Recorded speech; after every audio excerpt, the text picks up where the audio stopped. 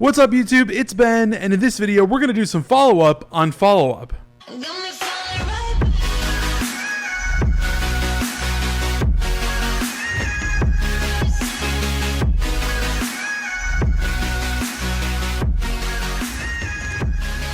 Alright guys, so thank you so much for checking out another one of my YouTube videos. Really appreciate all of you that have subscribed, liked, shared, commented on my videos. If you're not a subscriber to this channel, we talk about recruiting and staffing every single video, and if you like that kind of stuff, you should definitely smash that subscribe button and check us out every single day. Alright, so first things first, let's talk about the main rules of follow-up. On average, it takes about 6 to 8 touches to actually close a deal. Now, touches can be anything from an email to a text message to a phone call and anywhere in between. But overall, the rule is if you're not between 6 to 8 touches, you are in trouble, my friend. You need to be doing at minimum 7 follow-ups on your prospects. With that being said, if you're hitting your prospects just one time, you are in big trouble and you're losing a lot of money. I don't care if you're a seasoned veteran or if you're brand new to this, you need to follow this structure and you need to hear this stuff again because it's gonna cost you money and it's gonna cost you a lot of deals down the line. I specifically recommend a 7 email sequence with a 4 to 5 day cadence, meaning you send out an email and then you wait about 4 or 5 days, send out another email, wait about 4 or 5 days, do that 7 emails long. You absolutely want to make sure your emails are not landing at your prospect's inbox on the weekends. You want to make sure that your CRM provider has some structure set up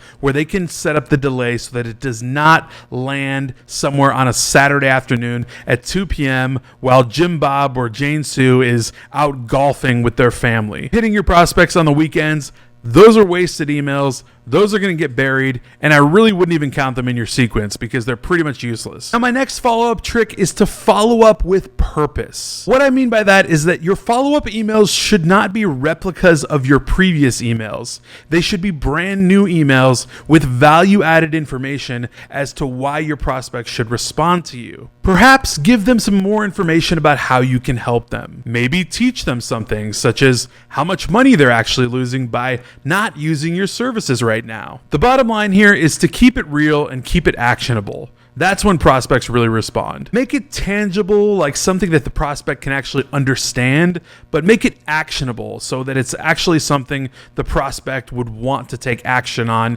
therefore they would want to respond to you on. Another tip that I learned a long time ago is to assume the sale. Now, basically what this means in terms of follow-up email is that throughout the process, you are assuming a response and you're assuming a close. This is really just a way to psych yourself up throughout the process and psych up the language and the tone of your emails as you follow up. This is not guaranteeing yourself a 100% close rate on whoever you follow up with. But by assuming a response and assuming a close, your email tone and your email language should totally reflect that you want to actually help this prospect. Now, trust me, I can tell you directly from experience that this type of mindset, this type of attitude comes across literally through your email tone and ultimately gets responses. And when the responses do come through, they're actually sensing that you really do want to help, which you actually should want to help. You shouldn't just be sending out cold email follow-up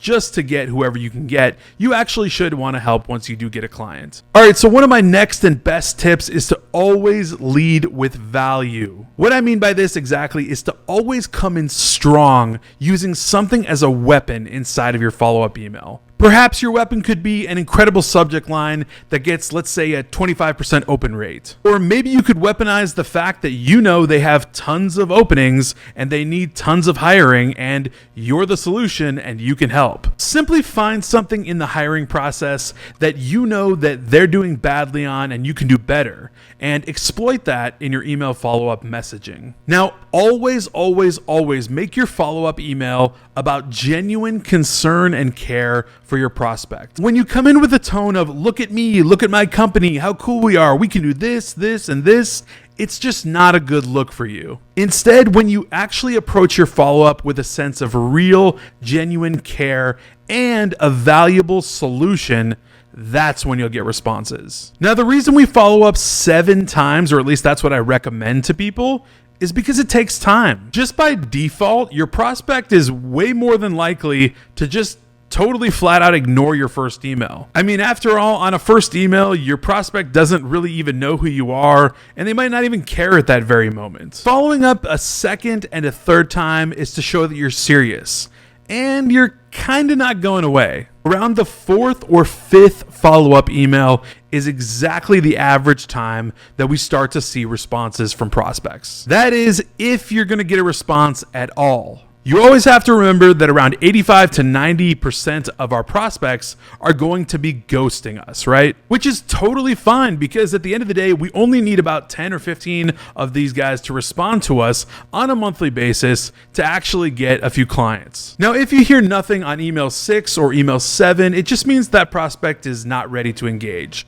With that being said, file those emails away somewhere, set them up for a campaign in another 4 months. It is my personal belief that there is no such thing as a dead lead. An email lead is only truly dead if they unsubscribe from your follow-up campaign, or if they flat out email you and tell you, hey, stop emailing me. Look, follow-up is one of the most powerful tools that you have. I don't care if you've been in the game for 25 years or 2 months. Follow-up is super powerful. Now, I did a video on this a couple years ago, but in one single calendar year, I calculated that just by follow-up alone, I was able to generate an extra $200,000 in gross revenue for the year, just by follow-up alone.